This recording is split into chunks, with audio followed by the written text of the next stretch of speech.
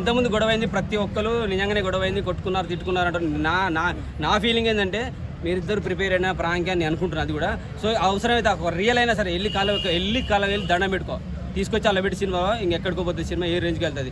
లేదు నేనెందుకు కాళ్ళకి వెళ్ళి దండం పెట్టాను అనుకుంటే నీకున్న ఇప్పుడు ఈ స్థాయిని ప్రాంక్ స్టారు ఏదో బూతు సినిమాలు చేసుకుంటాడు, బూతు వీడియోలు చేసుకుంటారు అంటారు కదా, వాళ్ళందరినీ లారెక్కి ఇట్లా తొక్కుంటూ వెళ్ళిపోయినావా, ఆ రేంజ్ని కాపాడుకో, ఇంకో స్టెప్ పైకి ఎక్కుతావు.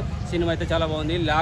లెంత్ 3 గంటలు తప్ప ఏం లేదు, మైనస్ ఏం లేవు. లిప్ కిస్లు వేరే సినిమాలో లేవా, పెద్ద స్టార్ హీరోల సినిమాలు లేవా, స్టార్ హీరో 60-70 హీరోల సినిమాలో లిప్ కిస్లు పెట్టట్లేరా, ఏం కనపడతాడా వల్గర్గా బట్టలు లిప్పి చూపించారా, వల్గారిటీ కనపడడానికి ఏం లేదు భయ్యా. తల్లి సెంటిమెంట్ ఉంది, మా భార్య సెంటిమెంట్ ఉంది, చెల్లె సెంటిమెంట్ ఉంది, ఫాదర్ సెంటిమెంట్ ఉన్నది, ఇన్ని ఉన్నాయి. సో ఫ్రెండ్గా సత్యపండి మాతో పాటు ఇక్కడ తిరిగేవాడు, వాడిని మెయిన్ హీరో పక్కన పెట్టుకున్నాడు. సెకండ్ హాఫ్లో ఇప్పుడు ఇందాక ఇక్కడ మాట్లాడిన కుర్రాడు బేదవాడు కృష్ణ వాడున్నాడు, గడ్డ మీసాలు లేక వాడిని గుర్తుపట్టట్లేరు ఎవరిని. సెకండ్ హాఫ్లో ఉన్నది ఇక్కడ మాట్లాడిన కుర్రాడే. సత్యపండి గారు ఫస్ట్ హాఫ్లో ఉన్నాడు. సత్యపండికి ఆయనకి ఏదో గొడవైందని అంటున్నారు, ఎంతవరకు ఏదో తెలియదు. అందుకని సెకండ్ హాఫ్లో సత్యపండిని తీసేవాడిని పెట్టారంటున్నారు. అదృశ్యం ఏంటంటే ఒక అటువంటి కూడా నిజంగానే అదృశ్యం ఏంటంటే సత్యపండు డబ్బింగ్ చెప్పలేదు కాబట్టి వేరే వాళ్ళు డబ్బింగ్ చెప్పారు కాబట్టి అక్కడ కవర్ చేశారు. సో గొడవలు ఏం లేవు అంటున్నారు, అంతా బాగానే ఎందుకో. ఆ అబ్బాయి సెకండ్ హాఫ్లో ఉన్న అబ్బాయి ఇతనే గడ్డ మీసాలు లేవు ఆయనకి అలా సినిమాలో.